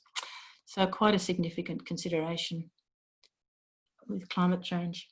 Now up into the middle reaches of the creek, as I said, there were discoveries of endangered communities and individual species. This is the Basalt Plains community, Sarah's already referred to that, and the grassy eucalypt woodlands, which are really ancient river red gums. So just discovering them wasn't enough. They were in the path of urban development, and there were some reasonable campaigns to try and protect some of these areas, and we're still trying to protect some of them, continuing campaigns. We've produced a series of proposals for parks, and here's some of the species again. I think Sarah's shown most of those species, perhaps with the addition of curly sedge, or Mr. Curly Sedge if you're a Lunig fan. And we've used some innovative tactics for our campaigns. Here's a fat-tailed dunnart and a growling grass frog at a protest in the city about our green wedges and urban sprawl, urban expansion, not looking after our grasslands and wetlands. So as I said, we've produced a number of parkland proposals. The one on the left is in 2000, the year 2000, to Friends of Merri Creek with the Victorian National Parks Association. Again, from the edge of the city going upstream, trying to get in ahead of development to say these are significant ecological communities, nationally endangered, that should be protected. And then more recently in 2016, a proposal for a Greater Wallen-Merri State or Regional Park, further north again, which would include a very large wetland to be restored. It's drained, it still fills after a heavy rainstorm, but it's, as we speak, being filled with houses put on the fill in parts of it, but still there's a lot that could be restored. So we're continuing to work on those proposals. And I don't need to remind you as architects that plans are very important if you're going to realise your vision. So these have been very important documents. So as I mentioned, most of the rest of the Merri Creek catchment, so the urban area stops around about here now, but the rest of the catchment up to Wallen has been designated as an urban growth corridor. There's been a long drawn out strategic planning process for the urban areas within that corridor, and as part of that, under the Environment Protection and Biodiversity Conservation Act, the national environment legislation, a strategic assessment of parts of its biodiversity, identified these orange areas as conservation areas, somewhat similar to the, the green blobs on our plan here on the left, but not where ours was, of course, more extensive. But one of the problems is these conservation areas are just sitting there at the moment awaiting urban development, which could be decades off, and they're not being managed. And as I said, remnant vegetation and revegetation needs active management if it's to withstand the onslaughts of invasive pest plants and animals. So we don't know when these conservation areas will be transferred to a conservation management agency, and in the meantime they could be significantly degraded. And what's more, this northern part of the corridor, it was all cleared for agriculture basically, and planners working on structure plans for those areas now can see absolutely no reason to set aside any land for ecological restoration. They're saying there's no significant remnant vegetation or existing conservation significant areas. So why should we bother to do any restoration, which I think is a very short-sighted attitude. So hence my question here, and this is an image of the recent development in our catchment. As you can, the example that Sarah showed is probably the same sort of area. Roofs right across the lot, hardly any space for greenery, maybe a tree in the street, or maybe a small tree. Lots of paved surfaces and a constructed waterway, which is eroding heavily, dispersive soils. The odd tree planted along the edge. Is that really what we want? Can't we do better? Is there any room for biodiversity in that sort of new urban development? So we are still pursuing our vision, and we welcome people to join us, of course. Many more people have been appreciating the benefits of bringing nature back into the suburbs with certainly the current lockdown in Melbourne, and they're wanting to learn more about our biodiversity and get involved. There's many community organisations around Australia that are undertaking similar restoration work. There's friends groups and land care and coast care groups, national organisations like Bush Heritage Australia. They would welcome your involvement as a volunteer. You'd bring many skills and capabilities as an architect, but you also might like to just get your hands dirty and plant some Indigenous plants in the ground. And speaking from personal experience, it's a very rewarding way of spending some of your time. So thank you for listening. Yes, thank you very much, Anne. That was encouraging, very encouraging. Just a question: how many people are in the Friends of the Merry Creek at the moment? There's over 300. It's a bit blurry because we have household memberships. Yeah.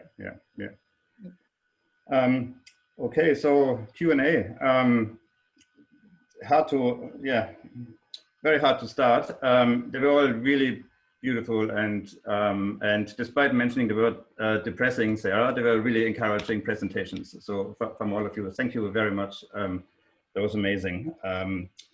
I would like to ask, maybe first I would ask a question from Aaron Jacob Ford. I'm just reading out what he said. A question to all panelists. Thanks to all our wonderful speakers tonight. I'd like to ask Anne, Dr. Anne, her opinion on how she thinks we as architects can be good allies and work constructively with our Indigenous friends to start learning about Indigenous land management and conservation.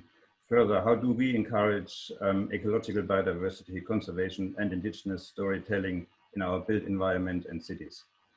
That's obviously, we won't have enough time to really answer that question, but I think it's, a very valid question. If you can say something to that, would be great. Yeah, I think the most important thing, and I think the three of us are capturing this, is that it's about place-basedness. Get to know where you live. That's your home. We need to build a relationship with where we are in terms of this conversation around having a relationship with place.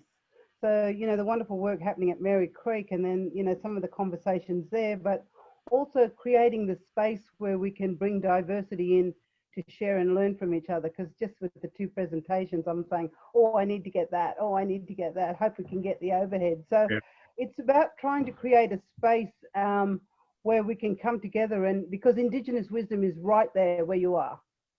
Indigenous people are right there, you know, in Melbourne, in Sydney, and actually the majority of Indigenous people live on the East Coast. So in terms of connecting with cultural heritage and the sense of place, I would be saying reach out to those people who are close to you, get to know those projects that are investing in regenerative, restorative healing of land and living water systems. And yeah, get to know where you are. And, you know, like you said, it's about, you know, those places that are precious that we can't afford to lose in the city. Those parks that are there that are sent right in the middle of, you know, these amazing cities, we need to hold on to them. We need to see them as places that are bonded to all of us and to humanity. So yeah, get to know the place, get to know Indigenous people, look out for these great projects like what Anne and Sarah were talking about in terms of how do we get to know this sense of home, where we live, why we should be connected, why we as Australians should see this as our home, our due diligence, our duty of care to get to love, you know, all of this. Someone said to me the other day, when we were talking about birds, that the majority of the world's songbirds, their ancestors come from Australia. So it's just amazing what's out there. And I would say, you know, get to know the place which you call home. Thank you. Yeah, no, I agree. Thank you, Anne. I think it's also important for us to learn, you know, to understand your views and to learn from your views. In one of your interviews, you said something really beautiful. You mentioned it today as well. You know, we don't own the river. The river owns us, and I think that's a fundamentally completely different position to our natural environment than a lot of other people might have. So I think what you can teach us, and obviously what you also talked about today is respect, you know, respect for nature, respect for our natural environment, and I think that's the first good step. And I think learning from each other, in principle, you know, learning from each other, I think is a very good first step. And as architects, you know, we start with the concept before we go into the details. So I think maybe, you know, as we said earlier, maybe we should think about, you know, the impact of our designs onto the biodiversity first. And then think about how many toilets we need in the house. So, but yeah, that is another question. So, Anthony, do you want to ask the next question?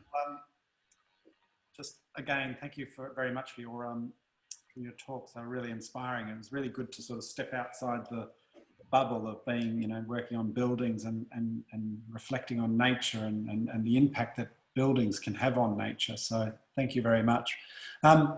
So this is to Sarah from Nick Chester. Do you have any good real life examples of streetscapes which have incorporated structural and species diversities as opposed to just trees? Yeah, I put a couple of links of kind of whole suburbs that have been designed thinking in that way. Unfortunately, we really lack a lot of really awesome examples of biodiversity sensitive urban design in action. But, you know, I mean, like outside my house, outside my front door in North Fitzroy, we've done some guerrilla gardening, and we had a plane tree, and we just put a box around the plane tree, got a bunch of dirt, and planted a grassland underneath it, and it's thriving and beautiful, and everyone comments on it. And I mean, that's just one example, but I know that around the Merri Creek, there are some absolutely magnificent streets where people have really embraced every opportunity that they can to sort of restore the native vegetation, because we all have something like, you know, I mean, my example is probably the most urbanized of having concrete path and just a tree. But even in that instance, you can create structural and species diversity.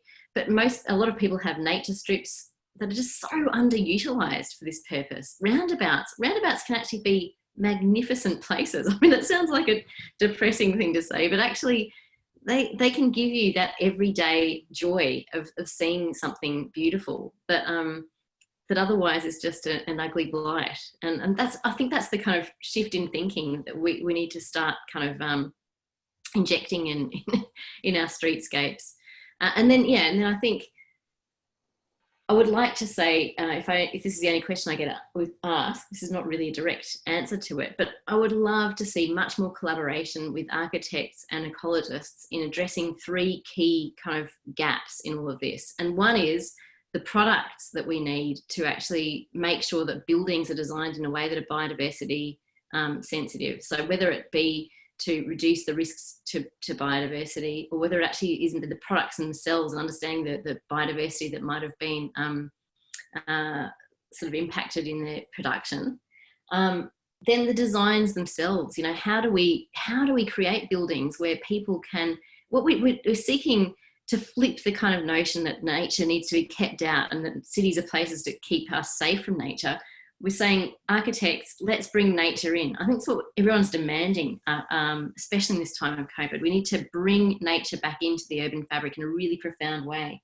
How do we design in that way? And then the third thing is, how do we measure it and make it really sort of, make it something that actually can be certified and can be, in a very sort of tangible kind of way, where we have these really clear objectives. Every single building should be built with a set of key biodiversity objectives in mind. What species are you going to bring back to your site? Don't just stop at kind of, what are we going to not destroy? That's horrible.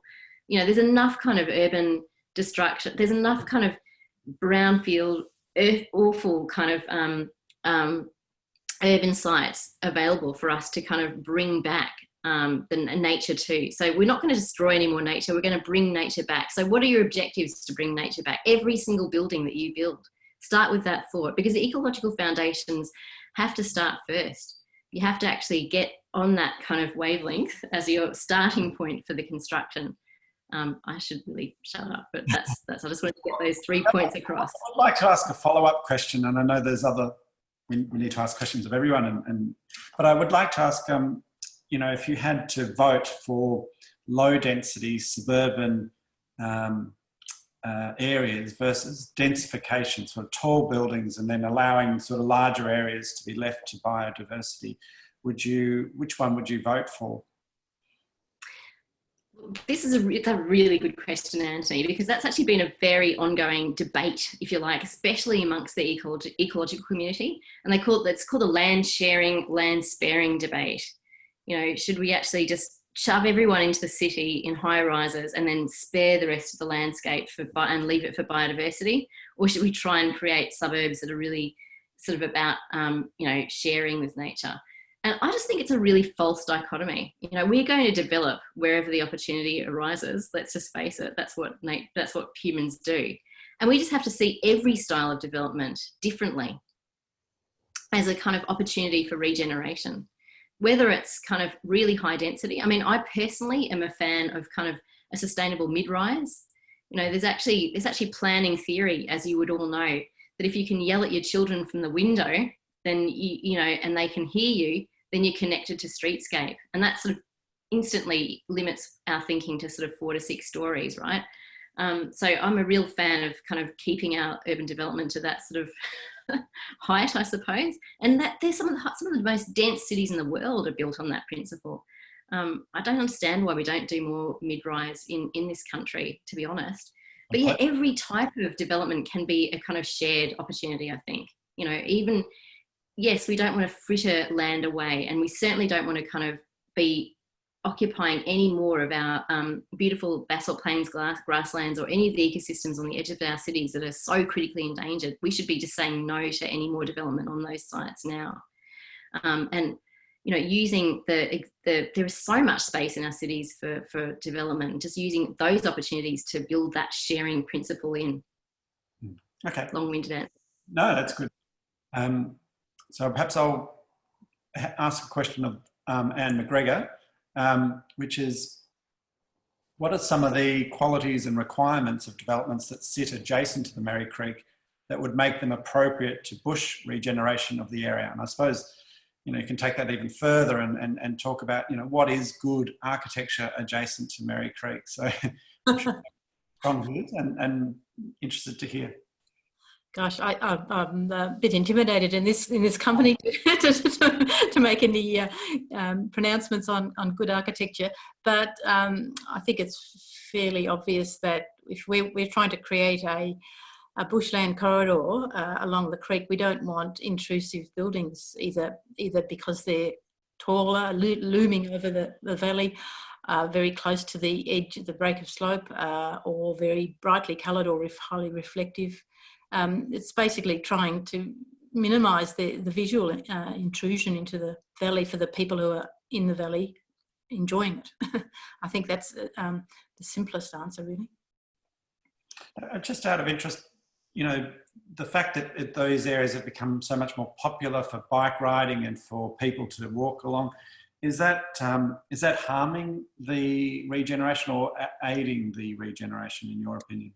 Well, it's interesting, yes, because there's been so much use in the last few months. Some areas are looking a bit ragged, a bit battered. There's new tracks through some of the vegetation plots, beds, and there's kids are making cubby houses with branches, you know, broken off the trees and things like that. But you know, we have to, with a bit of care and attention, we certainly can fix that up. There's other impacts, things like dogs off lead. The dogs are supposed to be on lead when they're near the Mary path, but they're impacting on the wildlife, and that's not just at the moment. That's a common thing, and it's a very popular area for dog walking. But you know, dogs have to be kept under control. Yeah. Stefan, do you want to ask one more question? Yes. Question from Caroline Pitcock to Dr. and Paulina. Yeah, and thank you obviously for a wonderful presentation. So, and her question is, how confident are you of success in preserving your treasured country, and what can we do to help? That's a very good question, and I guess part of this is the conversation we're having today is how do we instill an ethics of care and an ethics of love. And we're confident because we believe it's the right thing to do. When we've seen just recently the destruction of the Juukan Gorge Cave, which was 46,000 years old, and we see the Marrawara, which has been carefully shaped by very careful ethics of love and care over 60,000 years, there's a big question that can somebody come in one generation and destroy these multiple values? So I think it's really about how do we have the conversation? How do we get this out there globally? Part of this is about the global and national networking that we're doing. On the 31st of October, we are giving a gift back to the Marrawara. We have got a global presentation going out to the world just to start to get this narration happening, because we, as I said, we believe this is world culture that we're holding. So on the 31st of October, we have just produced an amazing film that really documents the multiple values of this amazing river system.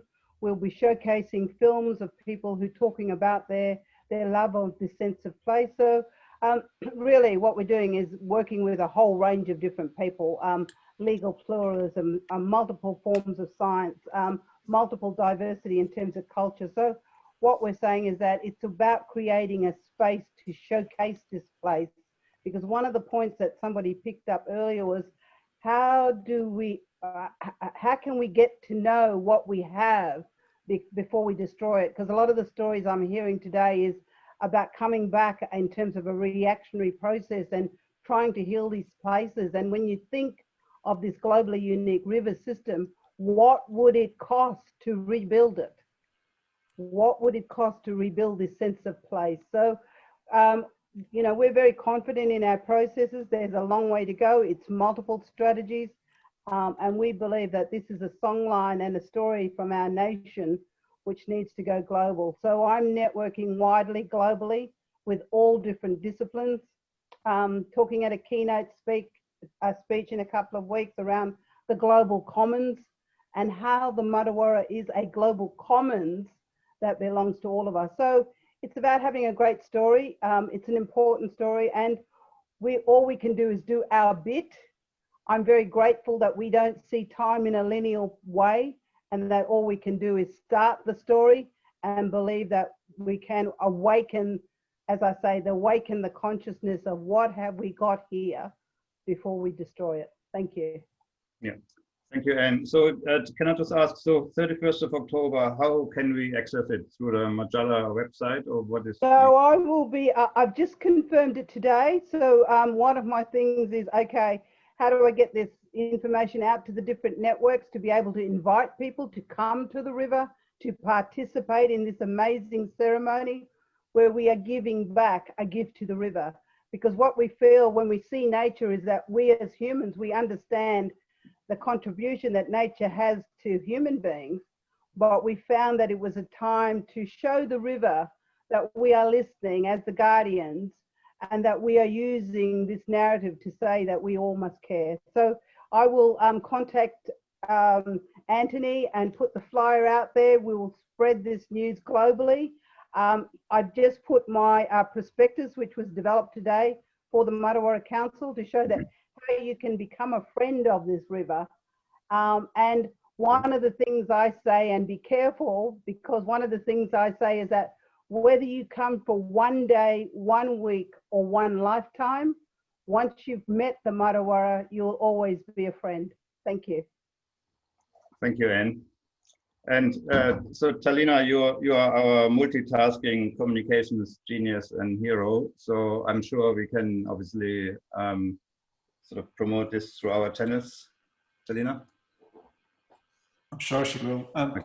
Yes, absolutely, we sure will. We've got one very quick last question and then we'll wrap it up, and it's just maybe a yes or no answer, but I've got a question here is, are cats evil? You can start. There's an answer in the chat actually, which I'd agree with. If cats are contained, they're fine. They're predators. That you might think your pet cat never catches any bird, but they do. And of course, feral cats are one of the worst threats to our wildlife across Australia. They live across Australia in the deserts and the forests and everywhere. They are definitely evil in terms of our native wildlife. Yeah, I just wanted to add to that. There was a conversation a couple of years ago where somebody actually tracked cats in suburbia and found that their roam was quite extensive and they were still very, very destructive in the city.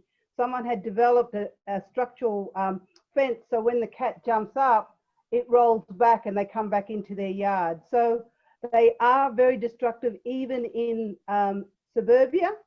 And one of the things is, yeah, it's all about balance, and they've got out of balance. Sarah, do you want to add to that? Oh, look, yeah, I mean, I sort of wrote some notes there, but I think that basically it's a time when I think design solutions are really needed, because, you know, people can have wonderful relationships with cats and they're not sort of, you know, innately evil in my opinion. But, you know, they are really massive destroyers of wildlife, and it's quite sad when you see the impact that cats can have. And so I think that we just need really lovely design solutions for cat containment, basically, and it's healthier for your cat. They're less likely to be, you know, hit by a car or to get diseases from other cats. So it's a much better approach to keeping your cat indoors. The things like catios, for example, are becoming quite popular, but they don't have to be ugly eyesores. Let's, you know, make them beautiful as well. Okay. It's an interesting topic to think about. You know, we live near the Mary Creek, and there was obviously a territory fight between possums and cats. You know, and obviously they're all fighting for space. So, and in most cases the possums lost. So, yeah, it's obviously interesting to think about. I mean, and very important to think about. You know, sort of how do you deal with your pets, and obviously. We want, you know, obviously as human beings, we want pets as well, or many of us want pets, and it's good for, you know, it's good to look after an animal, and it's good for our mental health, etc. So, but I think it is important, and also obviously that goes back to what Dr. Anne Polina says. We have to look at the whole picture. We have to look at, you know, at our whole environment, and then we are on a good path. Sorry, Anthony, I'm babbling on. I think I wish we could get everyone to applaud, but I just want to, on behalf of everyone, thank you very much for participating in this webinar. I mean, this is our 4th webinar, and each time, you know, we've learned something new. We've learned something, you know, that extends our knowledge into a sort of different area. So, you know, a really heartfelt thanks on behalf of everyone. I will just mention something that has come up. Thank you, Talina. Very good.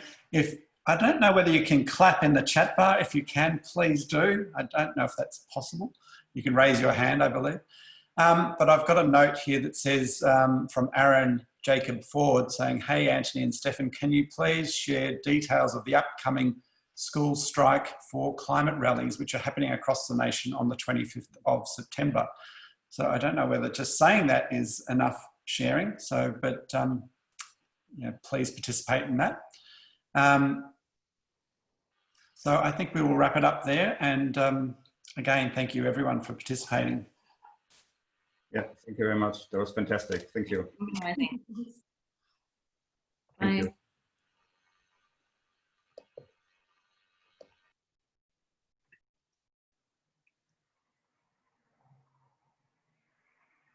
I'll end.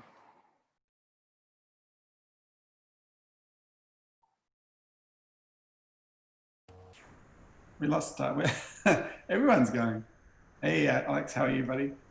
We're all still here. 34 participants. How many? 33. Hi, 33. Hey, 32, 31. You still haven't done your washing there, Alex.